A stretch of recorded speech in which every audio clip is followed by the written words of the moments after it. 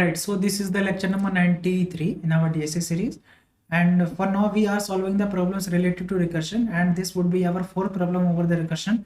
So if you have missed any of the recursion videos, then you should watch that video because those three videos are really important. Before getting started with the recursion, those three videos are really important, so you should watch those three videos. So if you have watched already those three videos, then let us get started with the today's video.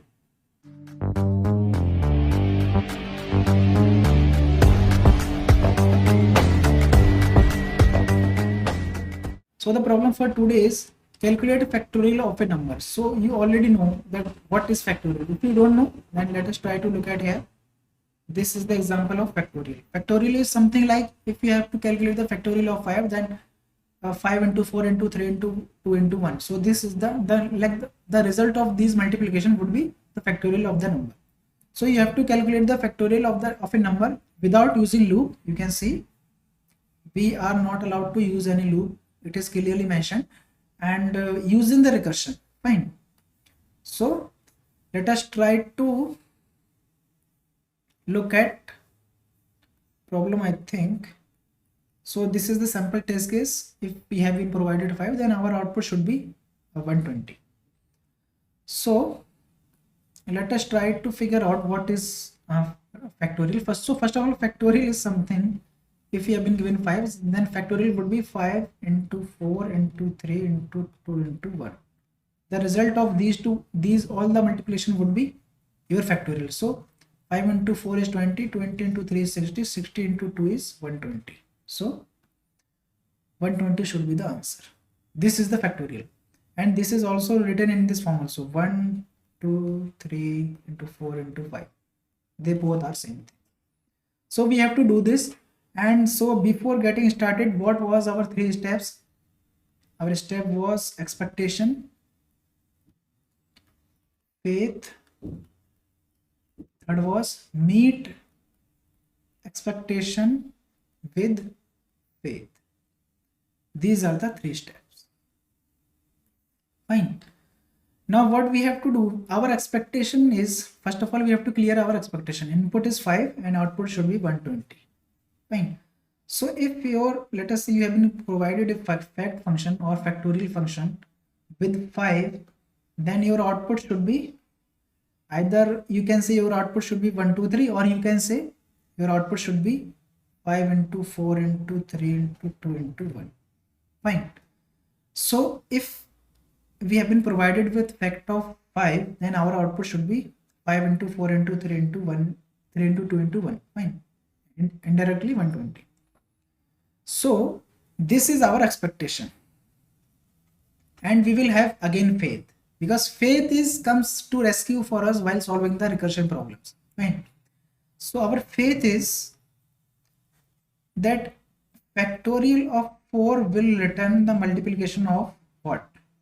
These term, 4 into 3 into 2 into 1, or you can say f of 3 will return the multiplication of 3 into 2 into 1.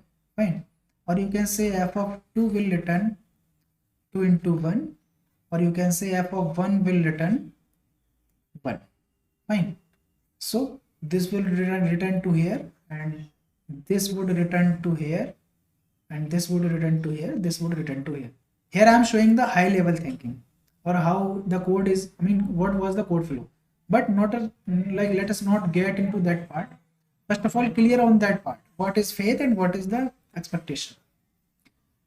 So what we have to do, if we have been provided 5, then what we have to do, we have to do like this: 5, 4, 3, 2, 1.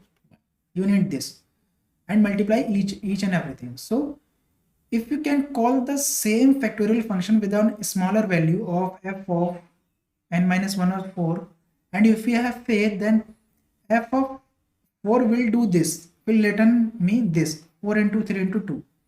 If it will return me this, then why not I multiply my 5 into the complete result and return that result. So 5 into this is what? This would be, I think, 24. Yes, it is 24. So it would be 120. So my expectation is 5 into 4 into 3 into 2 into 1. But my faith is, if I pass the same function as 4, then f of 4 will do its job, which is 4 into 3 into 2 into 1. So if it will do its job, then I just have to multiply my number with that, then the output of this function. Indirectly, I would be able to get my answer. Let us try to write some code and then we'll analyze why it is working and how it is working. So first of all, what we have to do, we have been provided n. What we have to do, we have to call the same method with n minus 1 input and take the result of this method into a multiplication variable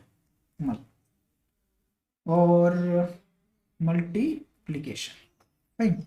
And the return type for this method would be integer because it is returning something this time. Fine. So the multiplication of this, look at this very carefully. We have n as 5 and we have made the call for what? F of 4. So our faith is this will return 4 into 3 into 2 into 1. So if it is returning 4 into 3 into 2 into 1, what we have to do, we just have to multiply our 5 with this complete result and then we have to return the complete result to here. Fine. Let us write the same thing. So we have multiplication into our multiplication variable. Now what we have to do, we have to make a result variable and n into the multiplication result. Multiplication result. And now we just have to return this result. Fine. So what it will do, and of course if you are able to analyze that, for now we do not have any base condition here, and base condition is must in case of recursion. So base condition would be here something like, if n is 1, what is the factorial of 1? If you can see here, if n is 1, so in that case, let us say if you have been provided n as 5, then your output should return 120. If n is 1, if you have been provided 1, then what would be the factorial of 1? Of course 1. So if n is 1, then you just have to return 1 from here. You do not have to make any further call.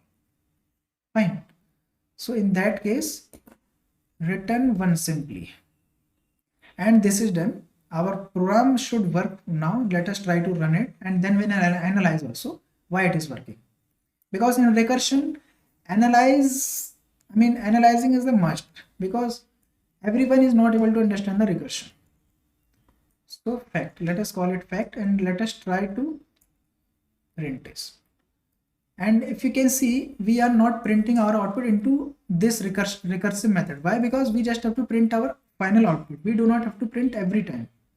So if we have to print every time, then we used to print in our recursion method, or else we have to take the output from that recursive method and print separately.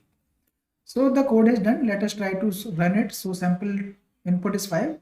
We should be able to get 120 if we do not have any compilation error. So you can see we are getting 120. Let us try to run it for 6. We should be able to get, I think, 720. I think, yes, we are getting 720. Let us try to run it for 4. We should get 24. So we are getting 24. Let us try to analyze why it is working. And to update you, recursion videos will be much longer, I think, because recursion solution needs explanation also along with code. So of course I would be explaining also, because I want you to understand the concept. I do not want you to remember the code only. I want you to understand the concept also. So that is why I will have to explain, and time would be needing for that. So that is obvious. So analyze it. N is 5.